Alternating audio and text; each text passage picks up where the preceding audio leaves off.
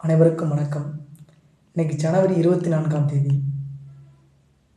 முதல் பெண் வெளியுறவுத்துறை அதிகாரி சிபி முத்தம்மா அவர்களுடைய பிறந்த தினம் என்று 20ஆம் நூற்றாண்டில் கர்நாடகாவில் பிறந்தவங்க.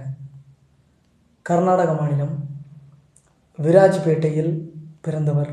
1924ஆம் ஆண்டு வனத்துறை அதிகாரியாக இருந்த தந்தை இறந்தபோது வனத்துறை அதிகாரியாக இருந்த இவருடைய தந்தை இறந்த பொழுது இவருக்கு வயது 9.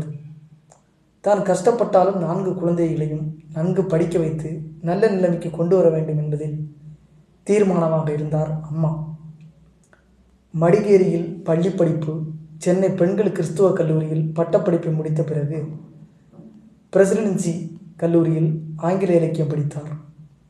3 முறை தங்கப்பதக்கம் வென்றார். வெளியுறவுத்துறையில் பணியாற்ற வேண்டும் என்பது இவரது விருப்பம். சிவில் சர்வீஸ் தேர்வு எழுதினார்.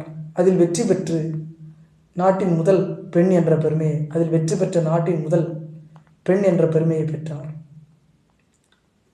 இவரை பணியில் சேர விடாமல் தடுக்க பல முயற்சிகள் நடந்தன.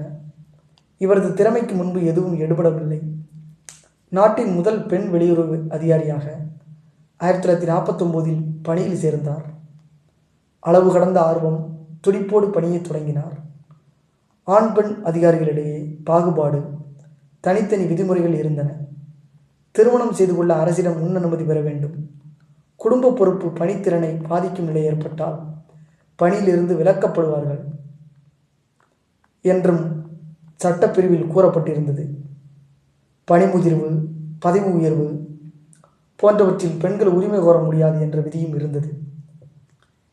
இது போன்ற சட்டங்கள் பெண்ணுரிமை, சமத்துவம், அரசியல் சாசனத்துக்கு எதிரானவை என்பது குறிப்பிடத்தக்கது. இந்த பாலின பாகுபாடுகள் களையப்பட வேண்டும் என்று உச்ச நீதிமன்றத்தில் வழக்கு தொடர்ந்தார் முத்தம்மா. இந்த சிபி முத்தம்மா இவங்க தொடர்ந்திருக்கிறாங்க வழக்கை விசாரித்தவர் நீதிபதி கிருஷ்ணய்யர். இந்த விதிகள் அரசியல் சாசனத்துக்கு முரண்பட்டது என்று அறிவித்த நீதிபதி இவர் பதவி உயர்வுக்கு எல்லா வகையிலும் தகுதியானவர் என்று தீர்ப்பு கூறினார். வரலாற்று சிறப்பு மிக்க வாய்ந்த இந்த தீர்ப்பு ஆணாதிக்க கருத்து கொண்ட விதிகளை திருத்தி எழுதுவதற்கு ஒரு வாய்ப்பாக அமைந்தது. நெதர்லாந்து நாட்டின் இந்திய தூதராக நியமிக்கப்பட்டார். பர்மா, இங்கிலாந்து, பாகிஸ்தான், அமெரிக்காவில் தூதரக உயர் பொறுப்புகளில் முதலாக நியமிக்கப்பட்ட பெண் இவர்தான். 32 ஆண்டு அரசு பணிக்கு பிறகு 1982இல் ஓய்வு பெற்றார். ஆதரவற்றோர் இல்லம் கட்ட டெல்லியில் இருந்த தனது சொந்த நிலத்தில் 15 ஏக்கரை அன்னை தெரசாவுக்கு வழங்கினார்.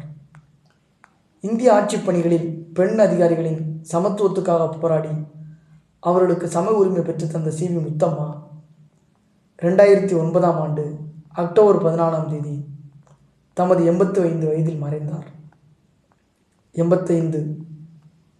மறைந்தார். ரொம்ப ஒரு முக்கியமான ஆளுமை. இந்தியன் சிவில் சர்வீஸில் கிட்டத்தட்ட 20-30 பணிகள் இருக்குன்னு வைங்க. இந்தியன் சிவில் சர்வீஸில் ஒருங்கிணைந்த இந்தியன் சிவில் சர்வீஸ்னு சொல்லுவாங்க.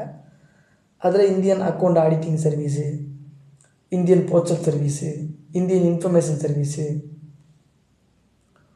அதுக்கடுத்து இந்திய ரயில்வே டிராஃபிக் சர்வீஸு, இந்திய Puducherry police service, Delhi police service, அதுக்கடுத்து இந்தியன் ஃபாரின் சர்வீஸு, இப்படி பல்வேறு வகையான பணிகள் இருக்குது இந்தியன் சிவில் சர்வீஸில். அதில் இந்த வெளியுறவு பணிக்கு தேர்ந்தெடுத்து விட்டால் மட்டும் திருப்பி மற்ற பணிக்கு போக முடியாது அப்படின்ற மாதிரி சொல்லுவாங்க. ஆனால் Indian civil service, Indian police service, இந்திய ரயில்வே டிராஃபிக் இந்த மாதிரி சர்வீஸில் தேர்ந்தெடுத்துட்டால் மற்ற பணிக்கு போகலாம். மற்றும் மீண்டும் எழுத முடியாது. இந்தியன் ஐஎஃப்எஸ் சர்வீஸ் எடுத்துட்டா தேர்வு எழுத முடியாதுன்ற ஒரு விதி இருக்கிறதாக சொல்லப்படுகிறது. இவையெல்லாம் குறிப்பிடத்தக்கது. அதில் ஒரு பெண் அதிகாரி, ஒரு ஆளுமை பெண் அதிகாரி சேர்ந்து சாதனை படைச்சிருக்கிறாங்க. 1924ஆம் ஆண்டு 2010 தான் இறந்துருக்கிறாங்க இந்த அம்மா. அதில் 32 வருஷம் சர்வீஸ், ஒரு ஃபுல் ஆயுள் சர்வீஸ் பண்ணியிருக்கிறாங்க. இவரை சந்தித்த மகிழ்ச்சியோட இந்த ஜனவரி 24 நிறைவு பெறுகிறது. நன்றி, வணக்கம்.